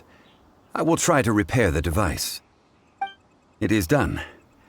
The Guizhong ballista is more intricately designed than I thought. Ooh! Now how do we turn it on? It's easy enough. We simply need to do this. Look, it even has a scope. Over here we have nothing. And over there, more nothing. Hey! Just what do you think you're doing? So you fixed up this turret because you're planning to do what, exactly? Not a turret. A Guizhong ballista. Also, kindly state your name before you ask a question. It's just good manners. Ha! Are you blind or something? You're looking at the leader of the treasure hoarders, old man. This area's supposed to be chock full of hidden treasures, but you can't get anywhere near them with this thing keeping watch. It might look like any other mechanical device, but trust me, it's got a mind of its own. Last time we approached the mountain, it nearly skewered one of our guys. A few of us risked our lives to disarm it, which amazingly we managed. And then we turn our backs for 2 seconds, and you've already gone and repaired it! The next thing you'll be repairing is your faces, and that's if you get out of this alive! Tut tut. Vandalizing the legacy of an adeptus for selfish gain.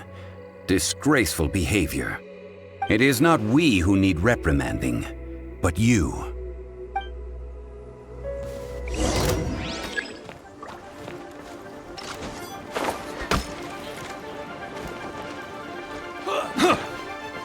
Disappear!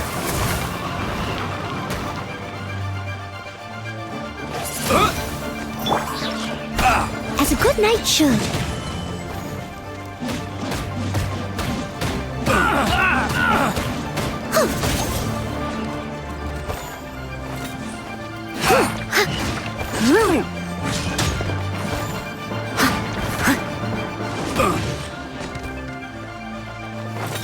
Cool it!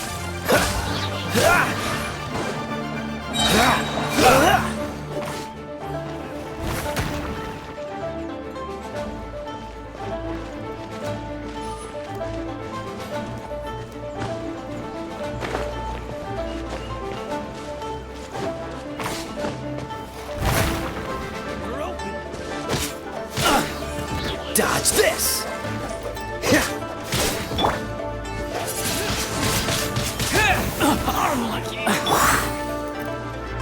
Have a taste of this!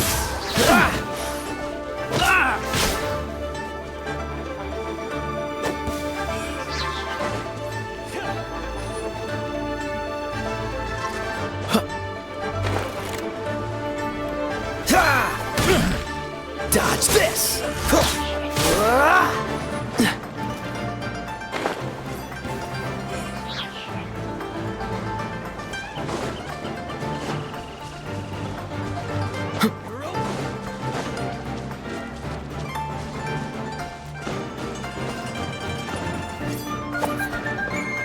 Freeze!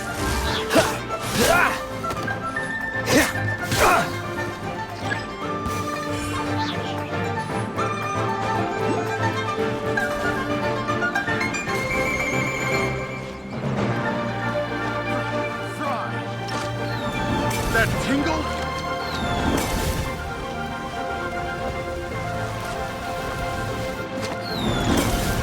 That tingle? Steady as stone. Eat this! Try! Oh, so sorry.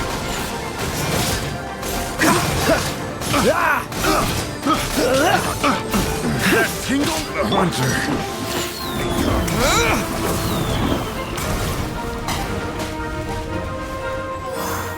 Windblade!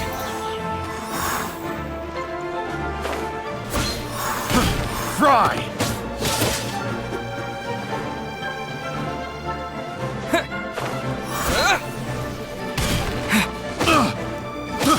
I got careless.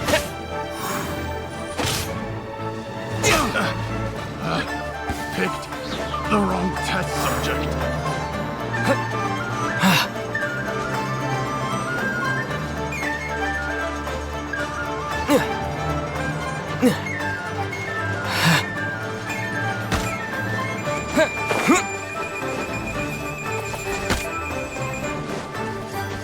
open!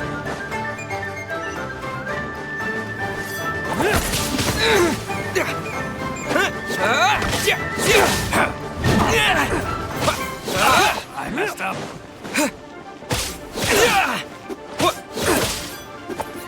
You're open!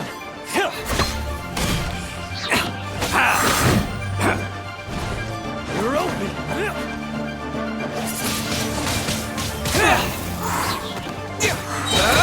You're open! Disappear!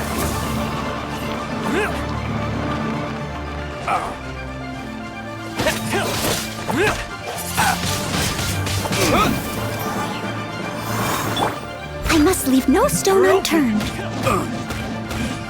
You're open!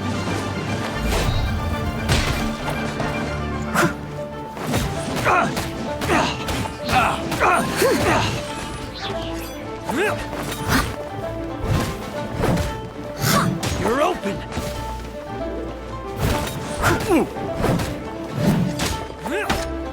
You're open! Cool it! You're open! Steady as stone.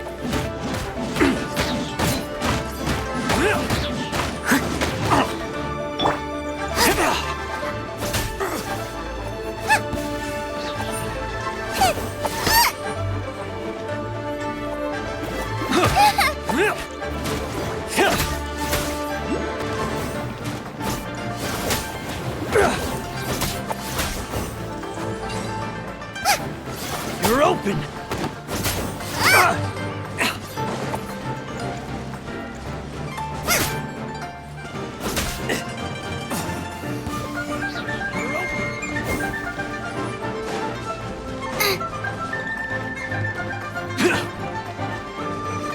Nice and spicy. Freeze!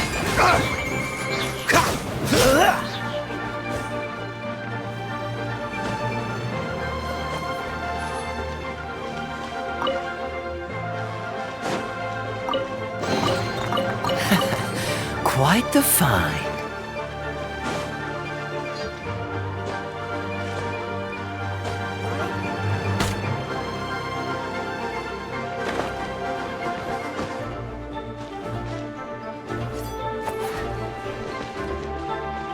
Dodge this!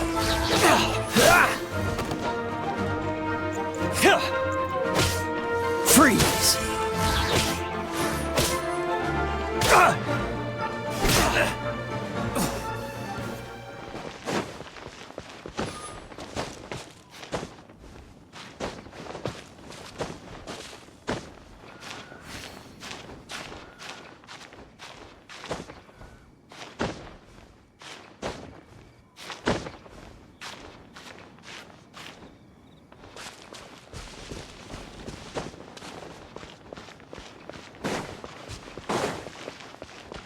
What's the hurry?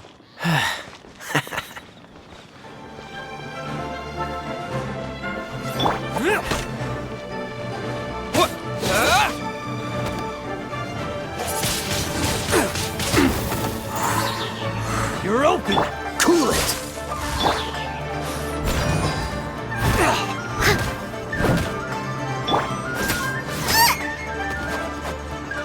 Boba, get them! Freeze!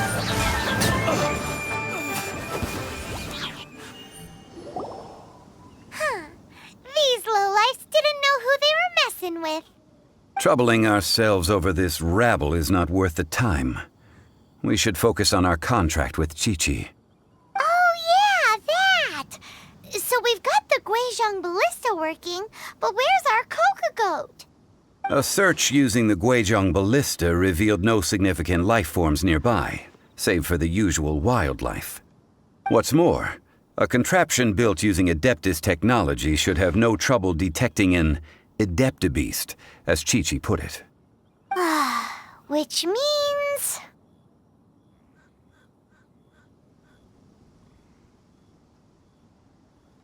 a Paimon wouldn't go that far. We did something positive, right? We won't solve anything while standing here and racking our brains. Let's return to Boo Boo Pharmacy, explain that we could not find a cocoa goat, and review our next step. Good idea. We did our best.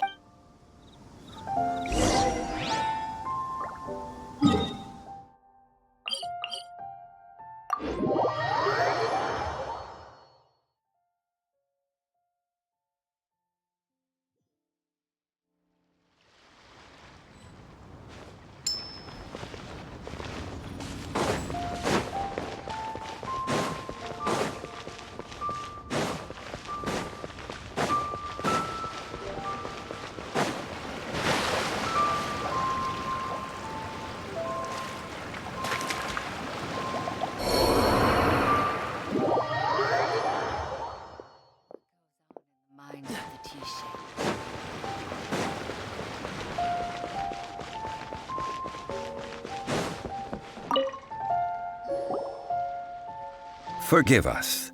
We were unable to fulfill our end of the contract. We found no trace of the cocoa goat adepti beast of which you speak. What a disappointment. Don't worry about it. But I feel very disappointed. Aw, poor Qiqi. Why does Paimon feel so guilty all of a sudden? Cocoa goat milk is tasty. So tasty. Much better than normal goat milk. Only an adepti beast could make such tasty milk. I'm sorry. I have a poor memory. I cannot remember the name of the milk. That's why I wrote it down. Where did I put it? Ah, here. This is the name. Coconut milk. Huh?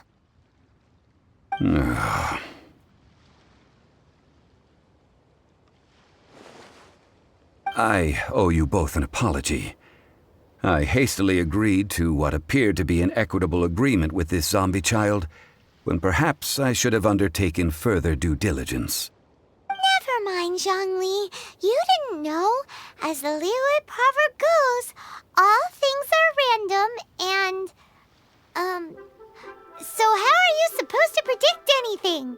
Literally no one could have seen this coming. Excuse me, everyone. Did Qiqi say a bad thing? Oh, sorry, but Paimon's gonna leave the job of shattering this poor kiddo's world to you. No. Impossible. Seems Qiqi took this pretty hard.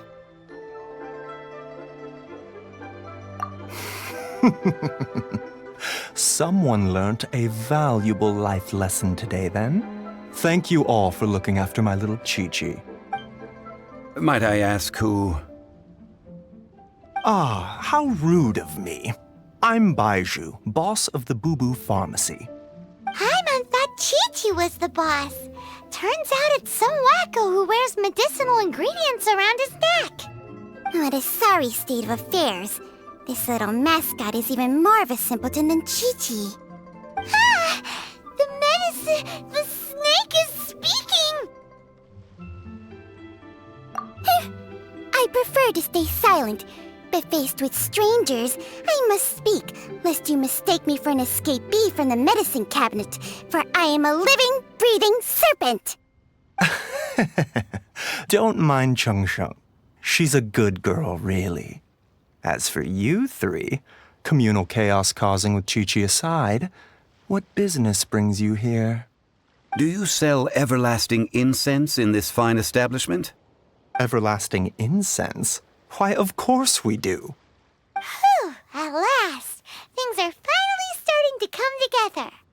3 million mora. Top quality. Guaranteed. You might as well just rob the Golden House. Oh, but the Qixing have taken it over for now. Security will be tighter than usual. 3 million. An innocuous number in and of itself, though practically speaking, it could be a hard sum to come by. It's a crazy number. We'd never be able to make that much, Mora. And as for Mr. Zhongli, he's around 3 million short. This is correct. What are we gonna do? Is this the part where we go crawling back to Childe?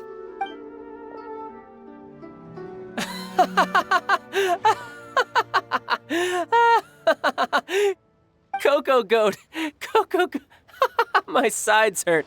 Oh my goodness. I cannot believe you fell for that. Hey, less laughter, more sympathy. I'm almost in tears over here. Thank you. That was the best laugh I've had in a long time. In return, I'm more than happy to sort out this mess you've managed to get yourselves into. Excuse me, sir. Dr. Baizhu, isn't it? Truly honored. I'm Childe, one of the Fatui Harbingers. Forgive my audacity, but I see a great many opportunities for us to collaborate in the future. If Boo Boo Pharmacy needed a stable supply of, say, coconut milk, the Fatui could help by setting up a robust and speedy distribution network. Strange. I knew the Fatui infiltrated businesses with seductive deals, but so much fuss over coconut milk? Coconut milk. Baizhu, quick. Qiqi wants coconut milk. Ah, yes, of course, Qiqi. Anything you want. Thank you, child. I look forward to a successful collaboration in the future. I can give you a discount on that everlasting incense, too. Let's say 2,990,000 Mora. That's like 0 difference from 3 million. 2,990,000. Also an innocuous number in and of itself, though practically speaking, it is a whole 10,000 less than the original sum of 3 million. Well, now that this is settled, we must head back to Yujing Terrace. Mr. Childe, Dr. Baizhu, Little Miss Qiqi, see you soon.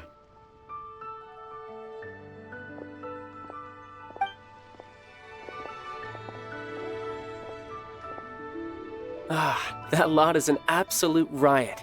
Honestly, I can't remember the last time I laughed so hard. So, you've been eavesdropping, I hope? What have I missed? Yes, Master Childe. They spoke of the Qixing taking the Golden House. Well, well, well. Ningguang and her Qixing cronies. What else would they be hiding in the Golden House, if not the Exuvia?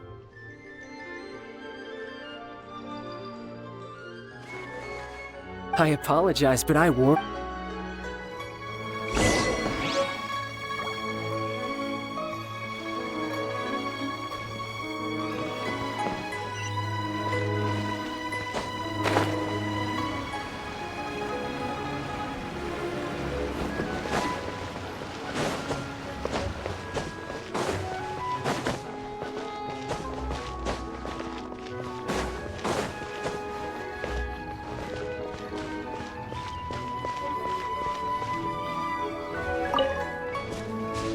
What's the hurry?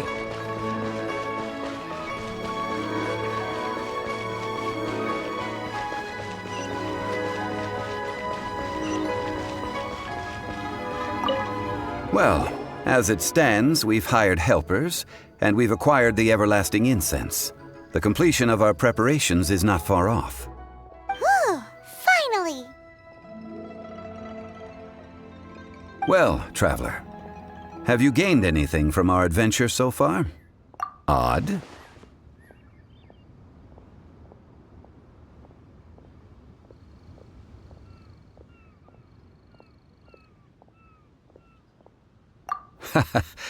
Which is it, I wonder? The questions that such travels raise are ever so complicated. Well, I'll leave you to ruminate over it yourself. As to remuneration for your help, I've decided to treat you to a meal. Oh, yes, don't worry. I will remember to bring the Mora this time. Tonight, I shall take you both to an old hole-in-the-wall, praised throughout Liyue. Hole in the wall? As in a cool restaurant? Indeed. Let us meet near the harbor, at third round knockout.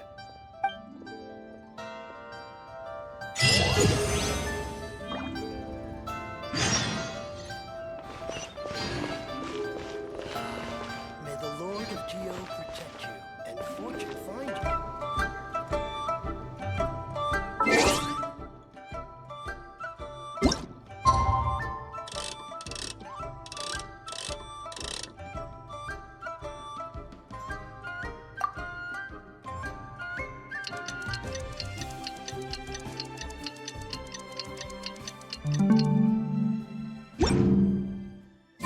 Come on, let's get moving.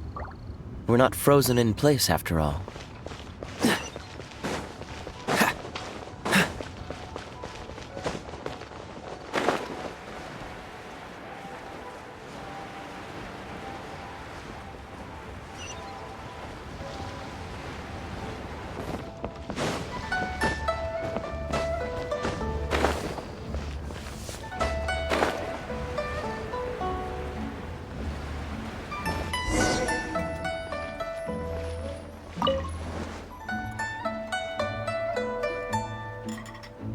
Ah, you're here.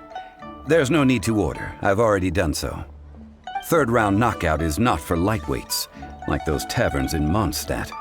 Here, the owner does not take such unorthodox orders as fruit juice. I ordered some wine-fermented sweet rice balls for you, if that counts. If it is to your liking, dear customers, I shall continue the tale of Lady Ningguang's Jade Chamber. Hey, there's even a storyteller here! Great atmosphere! Besides fine wine, the excellent ambiance is the reason why this place is so well loved.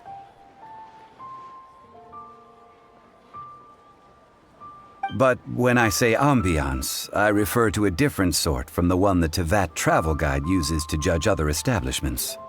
As you all know, high above the land of Liyue lies a pavilion in the clouds, a palace in the mist. What does it mean to have all-seeing eyes? This, my friends, Lady Ningguang's masterwork that bridges earth and sky. Imagine. The weather is clear, and you gaze down from the deck on the world below. Behold, the glorious sights of Liyue Harbor, stretching out far and wide.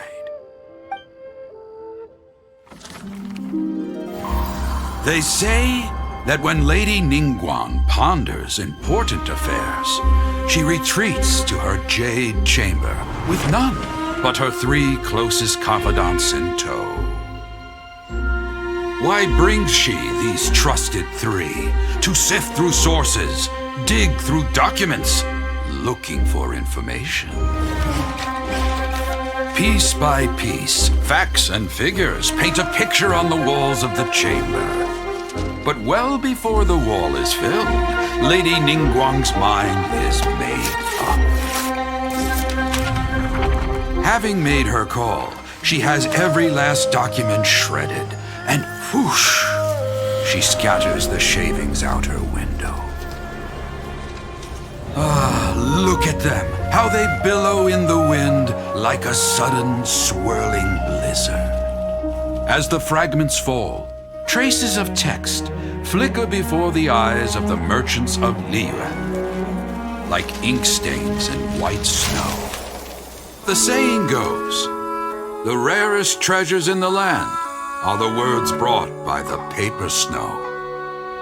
For the words of the Tianquan have the power to move mountains, and all throughout the land know it.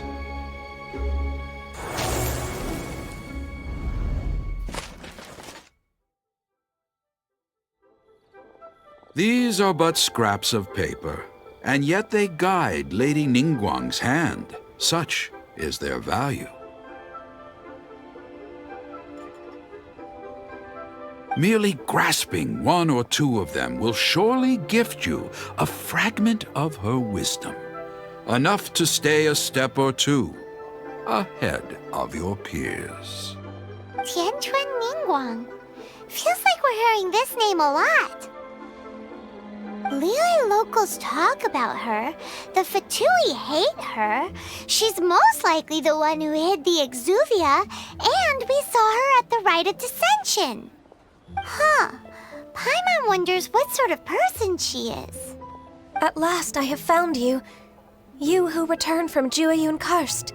Who's there? Wait, I am not with the Millelith, nor am I here to claim your bounty. However, I am an emissary of the Liyue Qixing.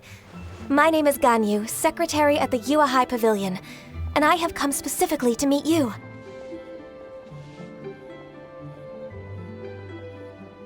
Well, in concrete terms, I am the corporate secretary for the Qixing.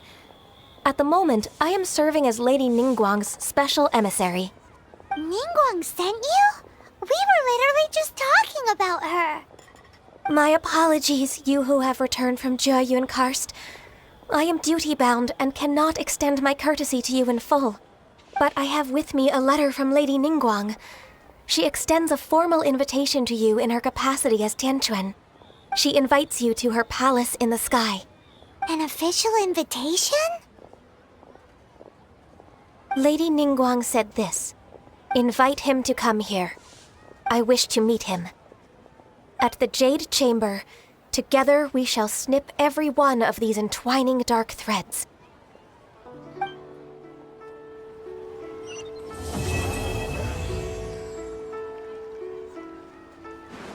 And with that, the emissary who called herself Ganyu just disappeared. But we've received an invitation from the Liyue Qixing. Paimon still can't believe it. We'll be meeting people that have way more money than Paimon could ever count. We should be on our best manners.